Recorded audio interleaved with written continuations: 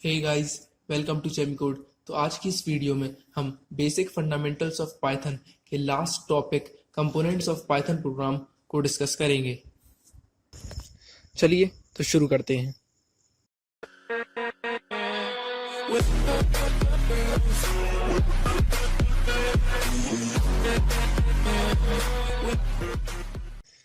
Basic fundamental of Python के notes की PDF आप डिस्क्रिप्शन में दी हुई लिंक से डाउनलोड कर सकते हैं। पाइथन प्रोग्राम के कंपोनेंट जानने से पहले हम ये जान लेते हैं कि प्रोग्राम क्या होता है। प्रोग्रामर जो कमांड्स देता है या जो स्टेटमेंट्स लिखता है किसी एक स्पेसिफिक टास्क को कंप्लीट करने के लिए, उसे प्रोग्राम कहते हैं। तो अब बढ़ते हैं पाइथन प्रोग्राम के कुछ कंपोनेंट्स की ओर, जो कि हैं comments, functions, statements, blocks, indentations, expressions, variable, keyword and many more.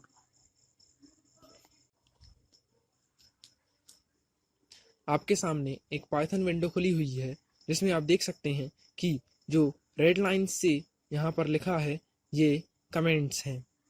उसके नीचे जो डेफ से स्टार्ट हो रहा है वो एक फंक्शन है। उसके नीचे आप देख सकते हैं कि जो a=15 एंड b=20 लिखा है वो पाइथन के स्टेटमेंट्स हैं। आप यहाँ पर देख सकते हैं कि प्रिंट एक फंक्शन नहीं है, प्रिंट भी एक स्टेटमेंट है। उसके नीचे आप देख सकते हैं कि इफ और एल्स में जो लिखा हुआ है वो ब्लॉक्स में लिखा हुआ है, और उसके नीचे आप जो फंक्शन ऊपर डिफाइन किया था उसकी कॉलिंग भी नीचे देख सकते हैं, वो भी एक स्टेटमेंट ही कहलाता है। चलिए तो अब इन कंपोनेंट्स को हम डिटेल में डिस्कस करते हैं, स्टार्टिंग फ्रॉम कमेंट्स। कमेंट्स क्या होते हैं? पाइथन में कमेंट्स वो एडिशनल इंफॉर्मेशन होती है जो कि एक प्रोग्रामर देता है जिससे दूसरा यूजर उसके प्रोग्राम को अच्छे से समझ सके या उसकी वर्किंग को समझ सके। जब प्रोग्राम कोड का इंटरप्रेटर एग्जीक्यूशन करता है तो सबसे पहले वो इन कमांड्स को रिमूव कर देता है, क्योंकि ये कमेंट्स सिर्फ यूजर की अंडरस्टैंडिंग के लिए थे, इनका कोड के एग्जीक्यूशन पर कोई फर्क नहीं पड़ता। पाइथन में कमांड्स टू टाइप्स के होते हैं।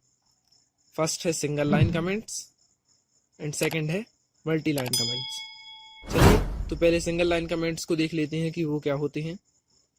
पाइथन में सिंगल लाइन कमेंट्स वो होती हैं जो कि हैश कैरेक्टर या पाउंड कैरेक्टर से स्टार्ट होते हैं। पाइथन में single line comments red colour के होते हैं। सिंगल लाइन कमेंट्स पाइथन की फिजिकल लाइन एंड होते ही खत्म हो जाते हैं। आप फिजिकल लाइन को थोड़ा जान लीजिए कि पाइथन में डिफॉल्ट एक फिजिकल लाइन की स्ट्रेंथ मैक्सिमम 79 कैरेक्टर्स तक होती है। अब आप ये भी जान लीजिए कि सिंगल लाइन कमेंट्स के भी दो टाइप्स होते हैं। फर्स्ट है full line comments and second है इन लाइन कमेंट्स।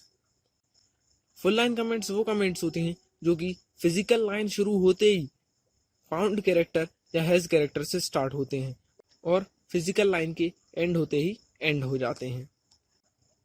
आप स्क्रीन पर कुछ फुल लाइन कमेंट्स के एग्जांपल्स देख सकते हैं। चलिए तो अब जान लेते हैं कि इनलाइन कमेंट्स क्या होते हैं। इनलाइन कमेंट्स वो कमेंट्स होते हैं जो कि स्टेटमेंट्स या एक्सप्रेशंस लिखने के बाद हम उसी लाइन में आगे लिखते हैं जिससे उस लाइन का मतलब समझ में आए। इनलाइन कमेंट्स वो कमेंट्स होते हैं जो कि लाइन की स्टार्टिंग से स्टार्ट नहीं होते पर एंड फिजिकल लाइन पर ही होते हैं। आप नीचे एग्जाम्पल में देख सकते हैं कि इनलाइन कमेंट्स कैसे होते हैं। चलिए तो हम अपने नेक्स्ट कमेंट की ओर बढ़ते हैं जो कि है मल्टी लाइन कमेंट। पाइथन में आप मल्टी लाइन कमेंट्स भी लिख सकते हैं। पाइथन में आप multi line comments triple quote की हेल्प से लिख सकते हैं। मल्टी लाइन कमेंट लिखने के लिए आपको स्टार्टिंग में और एंडिंग में ट्रिपल कोट्स लिखने होंगे। इन ट्रिपल कोट्स के बीच में आप मल्टी लाइन कमेंट्स लिख सकते हैं। पाइथन में आप बड़े प्रोजेक्ट्स या प्रोग्राम्स की एक्सप्लेनेशन ट्रिपल कोट कमेंट्स से आसानी से दे सकते हैं। पाइथन में triple quote comments green colour के होते हैं। पाइथन में ट्रिपल कोट कमेंट्स को ही हम डॉक स्ट्रिंग्स कहते हैं। आप नीचे एग्जांपल में देख सकते हैं कि हम ट्रिपल कोट कमेंट्स कैसे लिखेंगे। चलिए तो हम अपने नेक्स्ट कंपोनेंट की ओर बढ़ते हैं, जो कि है स्टेटमेंट। पहले ये जान लेते हैं कि पाइथन में स्टेटमेंट क्या होता है। पाइथन प्रोग्रामिंग में स्टेटमेंट वो इंस्ट्रक्शन या कमांड होती है जो कुछ वर्क करती है या कुछ एक्शन परफॉर्म करती है।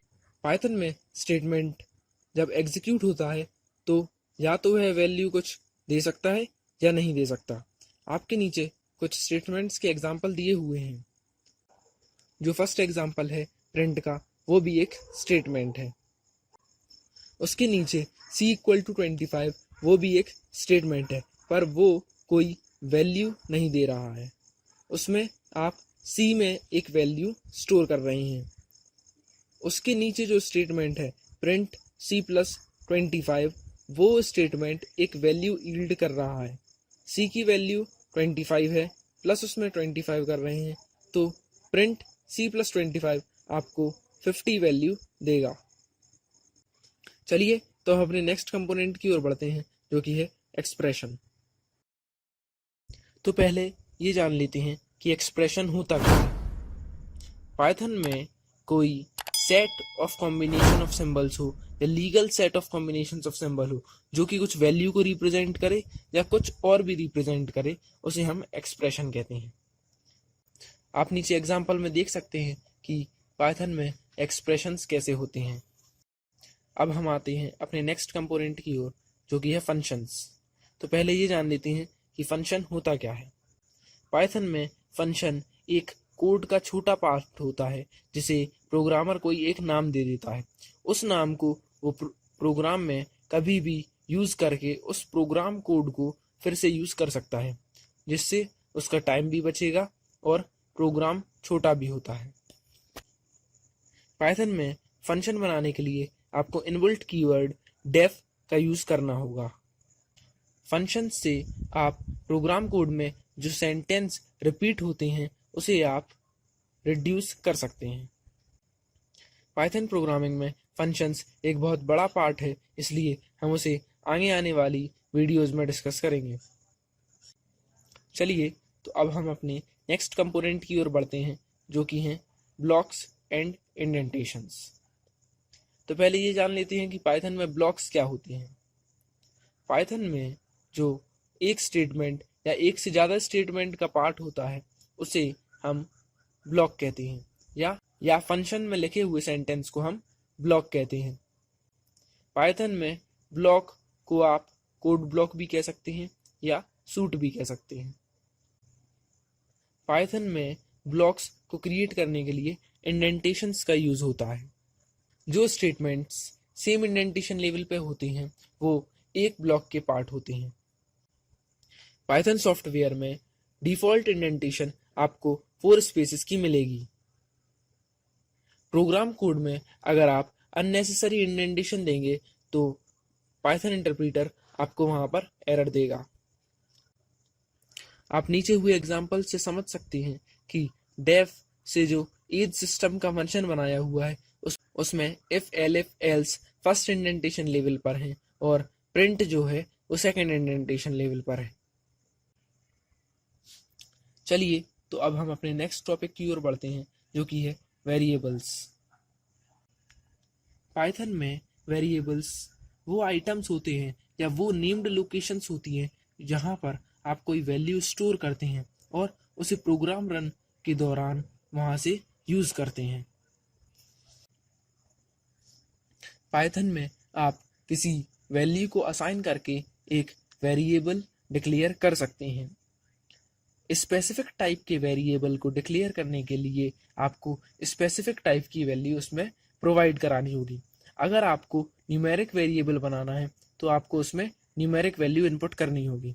अगर आपको स्ट्रिंग वेरिएबल बनाना है तो आपको उसमें स्ट्रिंग वैल्यू डालनी होगी। आप नीचे एग्जाम्पल में देख सकते हैं कि यहाँ पर जो की है वो वेरिएबल है, उसमें 50 वैल्यू स्टोर है।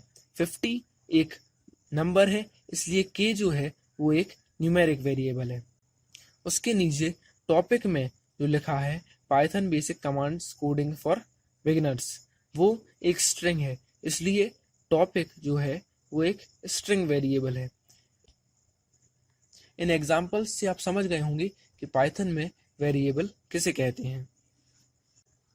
पाइथन प्रोग्रामिंग में आपको वेरिएबल की असाइनमेंट बाकी सारी लैंग्वेजेस से बहुत अलग मिलेगी,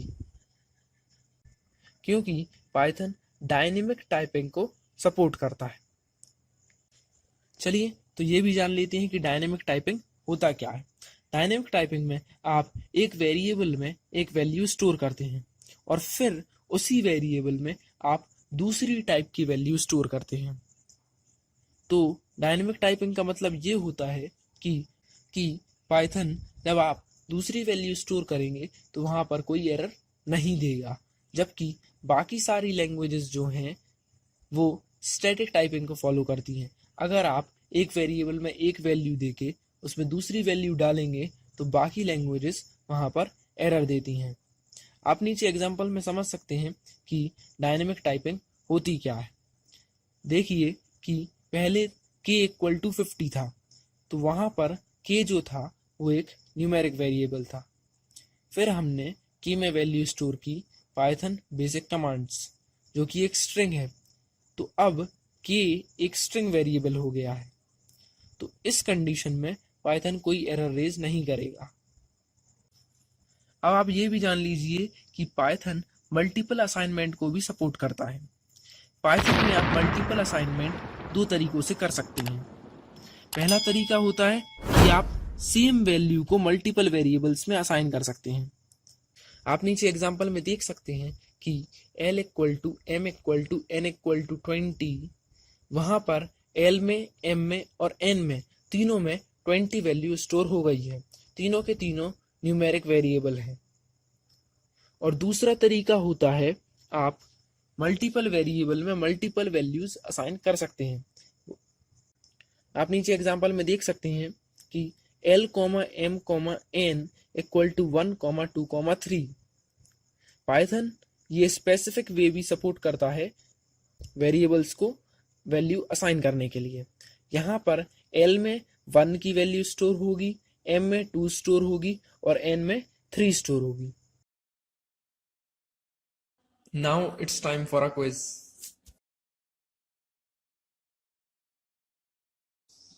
इस क्विज में आपसे पिछली वीडियोस से कुछ क्वेश्चन पूछे जाएंगे, जिनका जवाब आप कमेंट बॉक्स में दे सकते हैं।